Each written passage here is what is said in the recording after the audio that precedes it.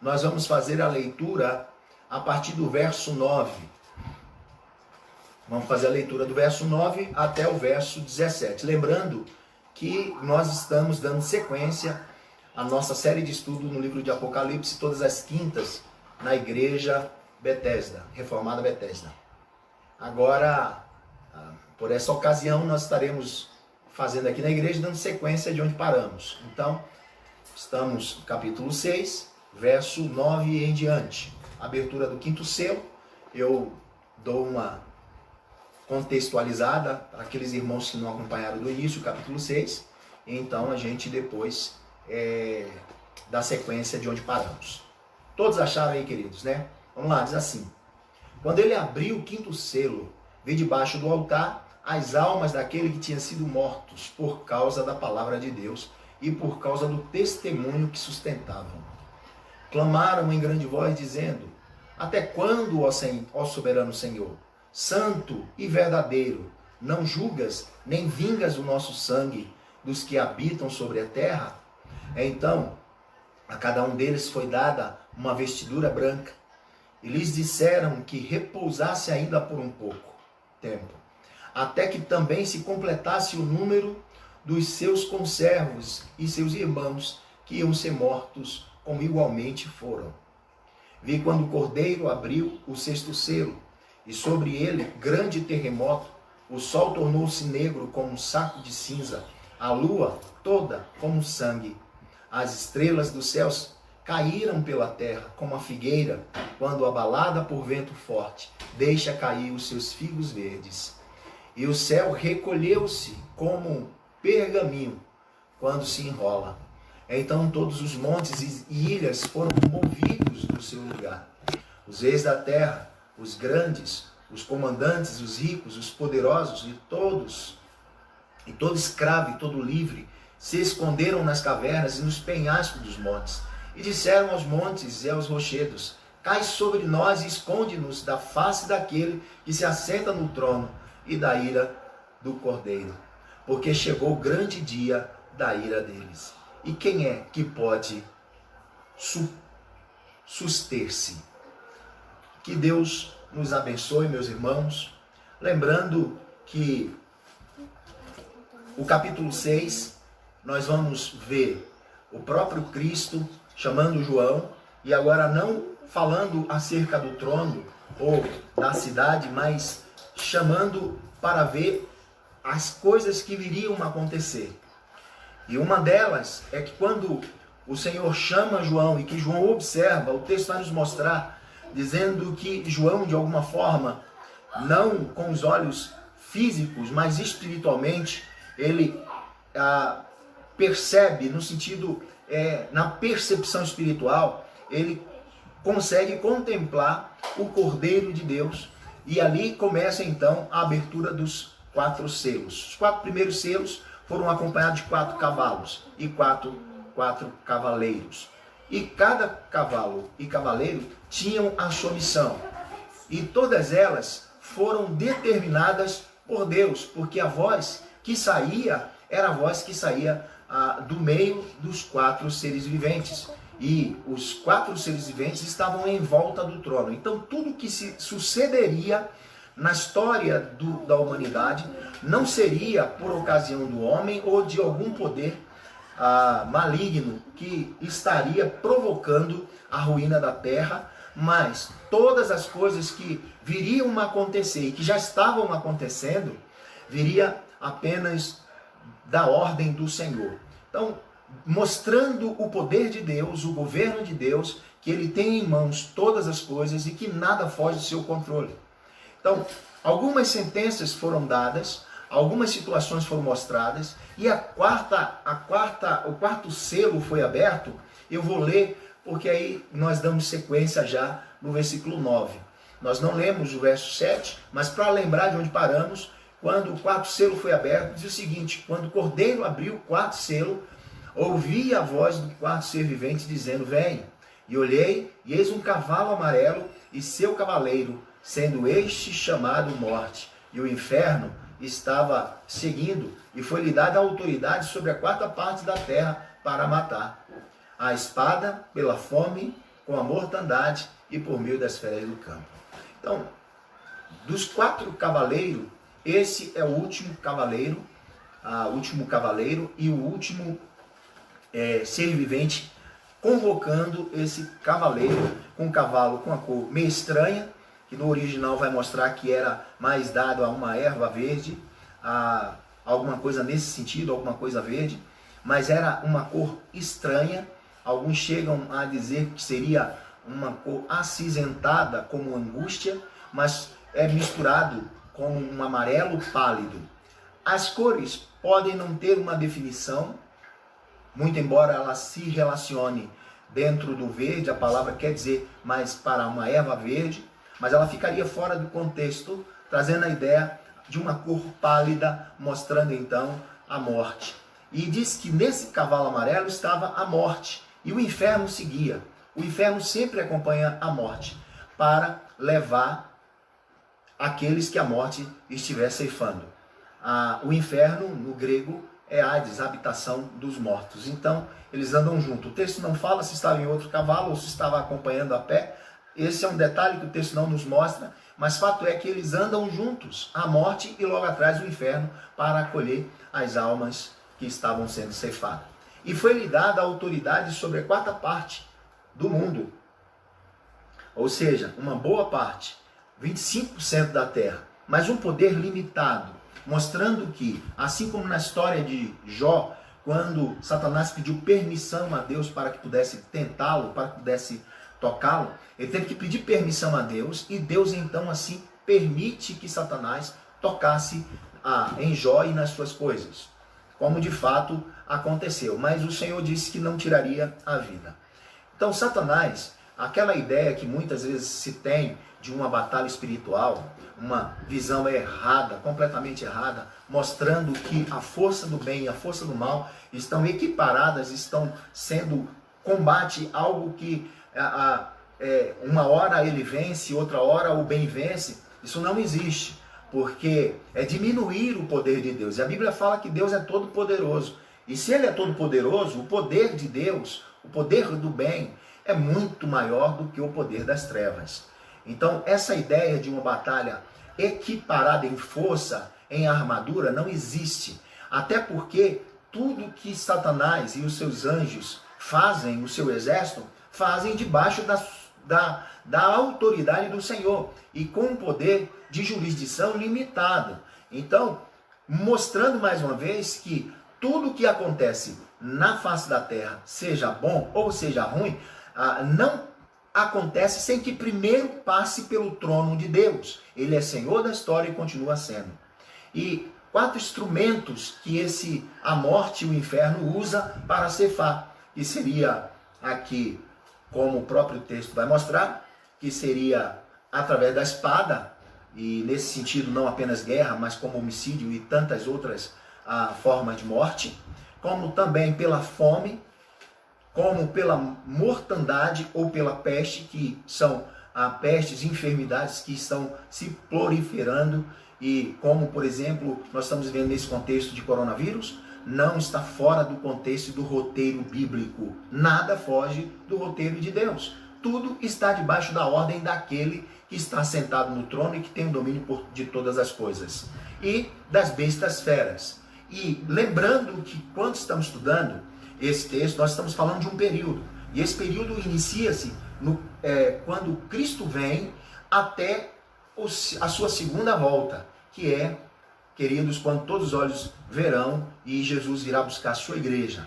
Como eu disse domingo passado, não existe uma volta secreta. Não existe 3 voltas de Cristo, que a Bíblia não traz esse respaldo, mas numa que ele veio, se humilhou, veio em missão de paz e os judeus não receberam e não entenderam o que Jesus estava fazendo, tiveram dificuldade de compreender e de aceitar o Filho de Deus, a justiça de Deus. E o Evangelho foi, então, como a Bíblia vai dizer, veio para o que era seus, mas os seus não receberam, mas a todos quantos receberam, deu-lhes o poder de se tornarem filhos de Deus. E o Evangelho, então, tem sido pregado. E, queridos, eles não entenderam a missão do Messias. Ele veio, morreu, cumpriu a sua morte, e a partir da morte de Cristo, todos nós agora, pela fé, por meio da graça, por meio da fé, nós então, reconhecendo o Senhor, o senhorio de Cristo, nós temos a vida eterna e promessa do Senhor. E agora aguardamos a sua segunda volta. Então, da primeira vinda até a sua segunda vinda, existe um período. E dentro desse período nós entendemos que a manifestação, nenhuma ordem cronológica, mas os fatos vão acontecendo cada vez mais intenso, e aí então até chegar ao final. Então os 4 primeiros selos eram mostrando o juízo, algo muito mais leve. Do 5º selo em diante, vai se aproximando do fim, e o desastre é muito mais universal, tá? Não desastre no sentido de que é algo aleatório, mas dentro do domínio e dentro do propósito de Deus.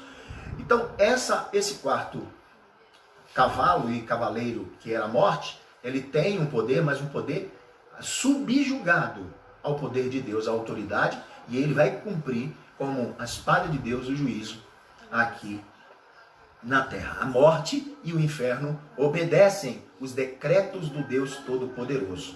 Isso deve trazer grande segurança. Lembrando que o contexto em que foi escrito tudo isso, João se encontrava exilado na ilha de Patmos, lembrando que a igreja já havia sido perseguida, estava em perseguição, muitos irmãos já haviam sido mortos, os seus sangues haviam sido tombados em arenas, e de várias formas eles haviam doado as suas vidas, derramado a sua vida perante o altar do Senhor, embora essa morte fosse na terra, mas era como se seu sangue estivesse sendo derramado como libação, como oferta no céu. Então, nossa morte, lembrando, e é bom que a gente entenda isso, a nossa morte não é perda, a nossa morte é uma oferta de sacrifício a Deus. Quando um crente morre pelo testemunho, pela palavra de Deus, querido, significa que a nossa vida está sendo ofertada a Deus. Então, a morte nesse sentido, por isso a Bíblia diz que Deus tem prazer na morte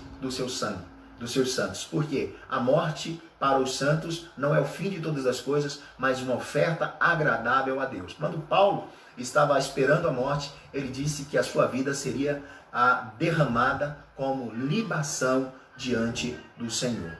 Então, embora sofremos nessa terra, tombamos nessa terra, o nosso sangue caia nessa terra, irmãos, mas Deus recebe nos céus.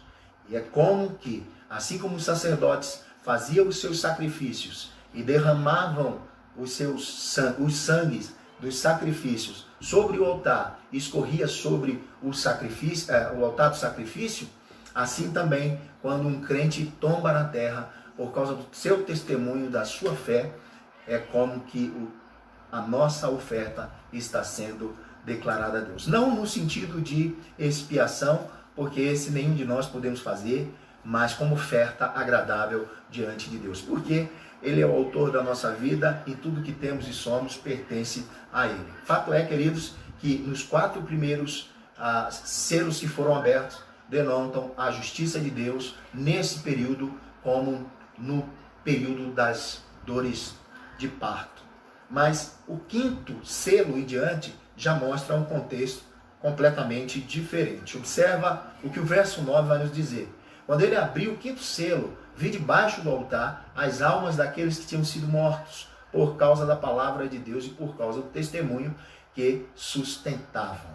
Então João vê debaixo do altar, e ao mesmo tempo que o céu é o templo de Deus, que o céu é o trono de Deus, numa figura de linguagem, e mostrando que Ele é rei, mostrando que Ele é Senhor, nesse aspecto, nesse sentido, até porque Deus é Espírito, não significa que Ele fique em pé, sentado ou deitado, mas essa é uma forma que nós entendemos para poder compreender as realidades espirituais, mas o sentido é que faz toda a diferença, porque mostrando que Ele é Senhor e soberano sobre todo o céu e sobre toda a terra.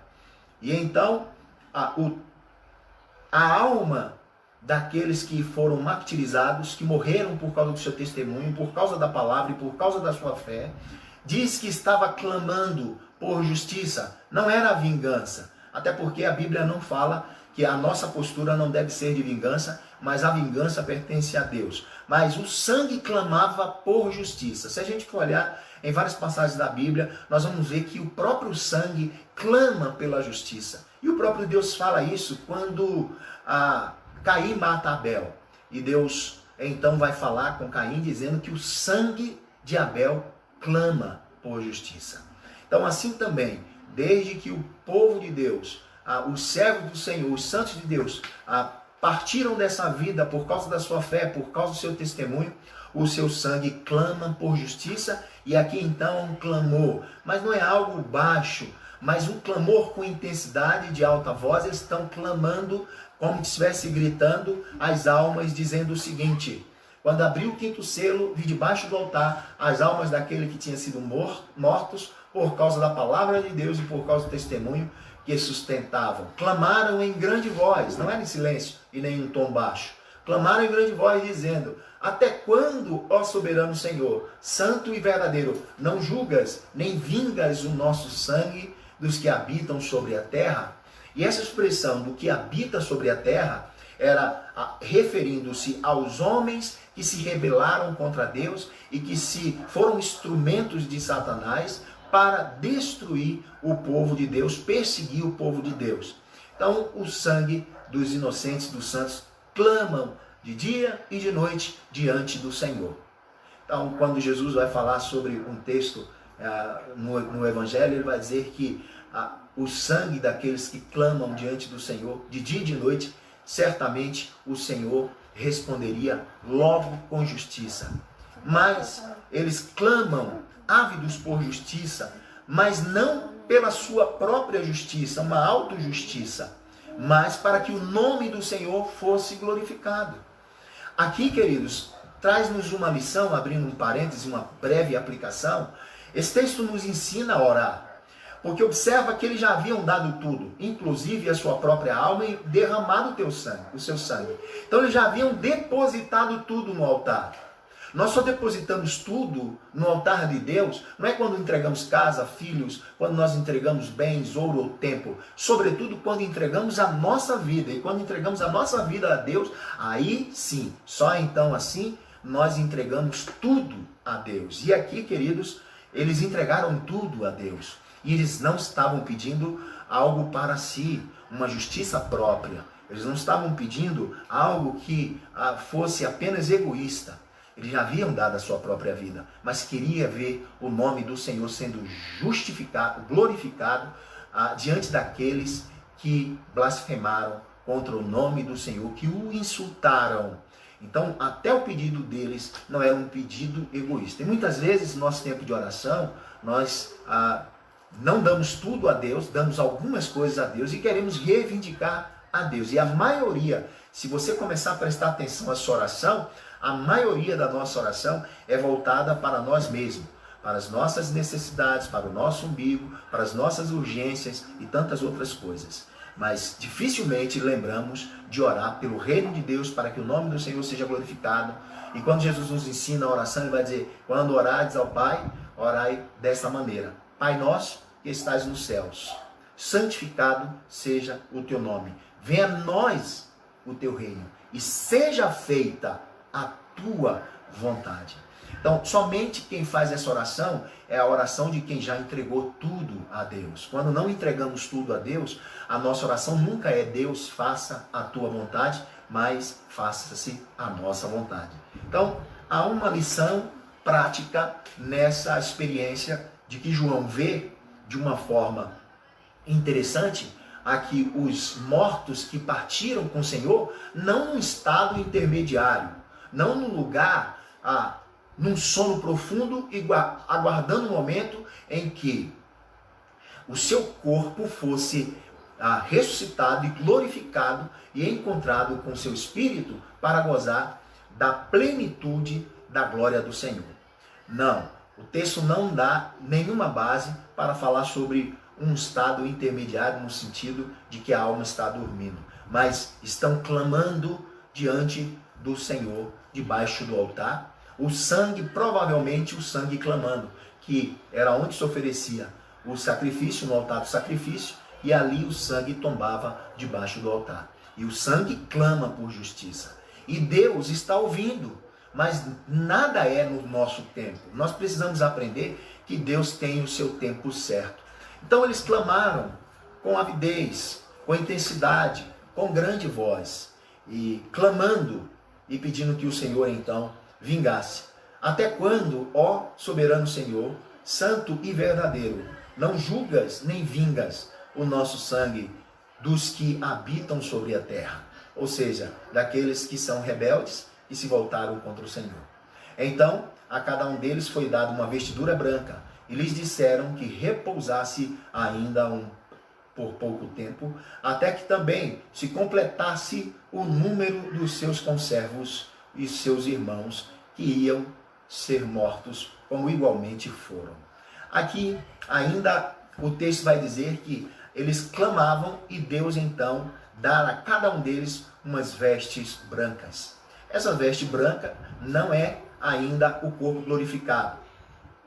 Porque o que Deus vai dizer para eles é: aguarde mais um pouco. Mais uma lição que nós podemos tirar dentro desse texto na oração. Quando eles clamaram: até quando, Senhor, desesperado, pedindo que o Senhor Deus nos socorre, vinga sobre nós, até quando, ó Senhor, soberano Deus? Um termo que era usado simplesmente para Deus, não era Kyrios, mas um termo expressamente para mostrar ao soberano Deus, e nenhum deles que declarava Deus como Senhor se prostrava diante de um imperador, dizia soberano Deus. Por isso morreram. Soberano Deus, até quando? E Deus diz: aguarda mais um pouco, repousa e aguarde, porque ainda alguns dos irmãos precisam padecer como vocês padeceram, para que se complete o número daqueles que ainda também serão martirizados como eles foram. Aí nós não podemos entrar no campo da especulação, tá? Aí muitas pessoas querem contar, querem associar o 144, que é um outro ponto que vem no capítulo adiante, mas não tem nada a ver, mostrando que há muitos irmãos em Cristo Jesus, assim como aqueles que já partiram e que o seu sangue clama diante do Senhor, de dia e de noite, debaixo do trono do Senhor, estão clamando por justiça. Existem outros que estão ainda lidando na terra, na igreja militante, que ainda passarão por tudo isso, até que se complete a todos aqueles que terão que passar por martírios. Cristo nos chamou para servir a Deus, ele chamou, e ele foi muito claro, muito objetivo. Aquele que quiser vir após mim, tome a sua cruz, negue-se a si mesmo e siga-me. A ideia de cruz na Bíblia é morte. Quando Cristo fala para os seus discípulos, e para todos que tinham a vocação e que sentiam chamado para seguir a Cristo, ele diz: olha, quem quiser me seguir, tome a sua cruz. E a cruz, a linguagem de cruz, é morte. O que Jesus estava dizendo é que a essência de todo cristão é ser um mártir fiel.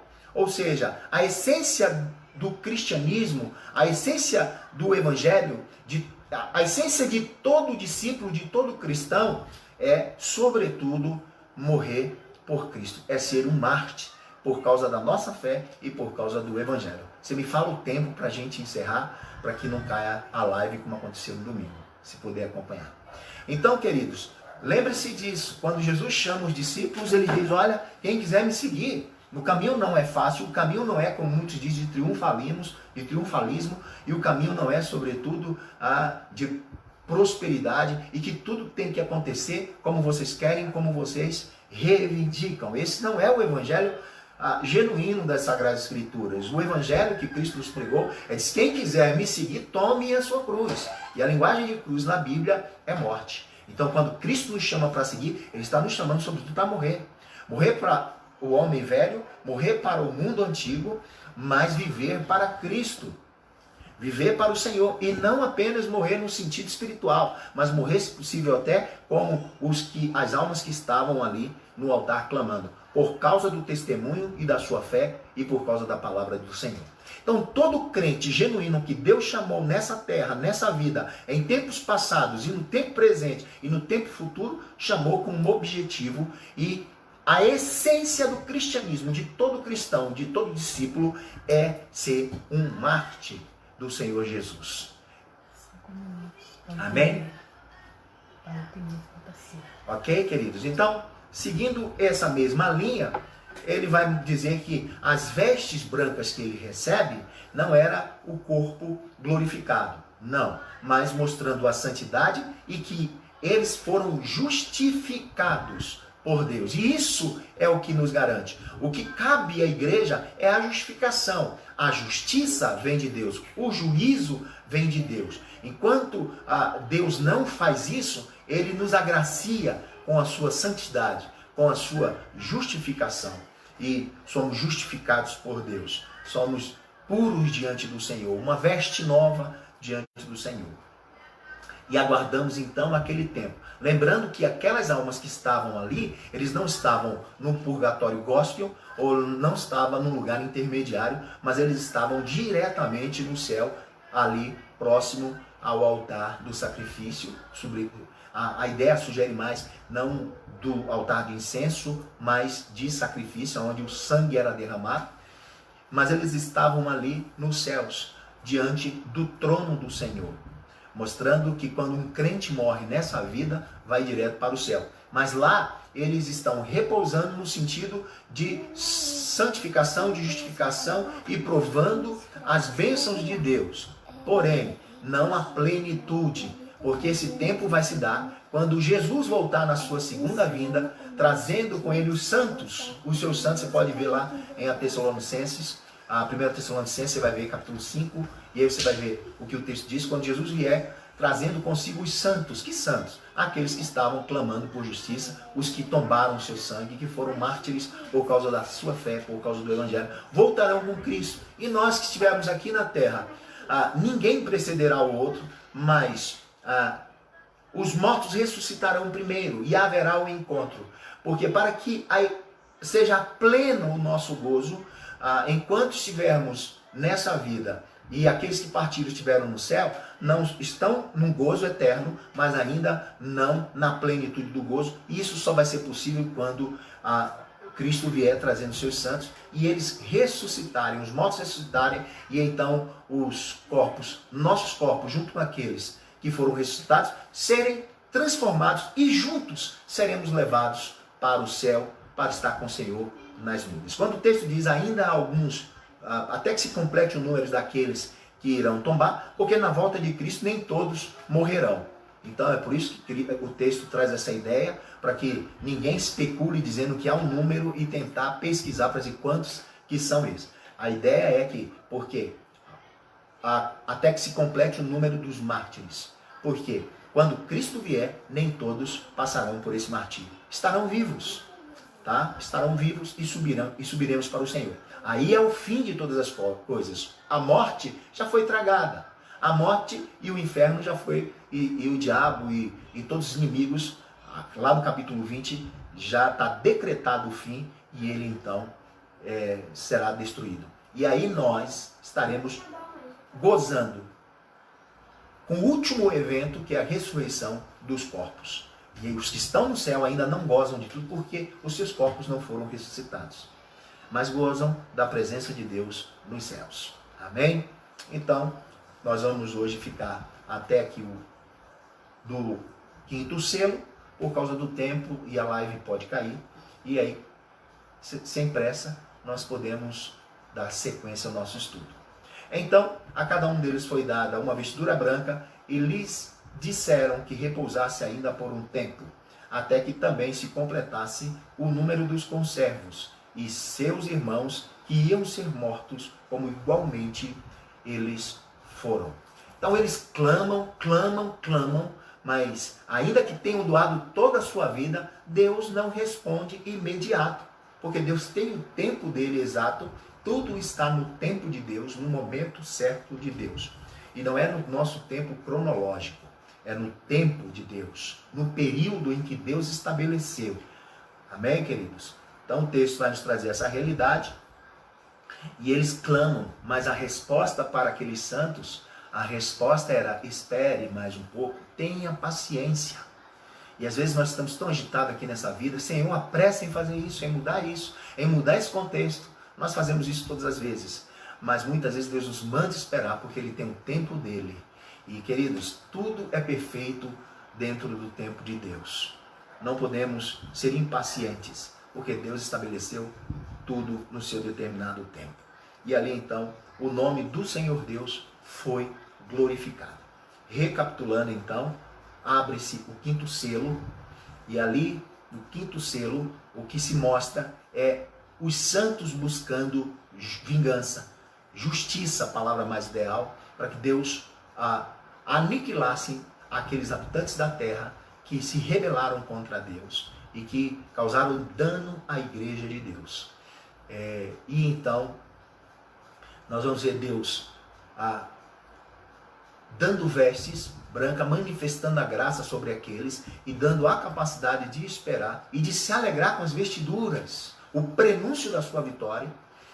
Eles então, e da sua justiça, da sua justificação, eles então, a ordem do Senhor é que eles esperassem até que os outros que ainda padeceriam, seriam martirizados, pudessem regressar também aos céus. Isso se dará quando Cristo vir com a sua igreja e ressuscitará os mortos, e os nossos corpos serão transformados e juntos subiremos para o céu.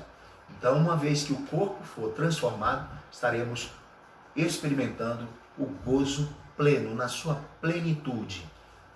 E aí a promessa de Deus se cumpre cabalmente. Então, o quinto selo, nós vamos ver a intercessão dos santos e a resposta do Senhor dizendo: aguarde.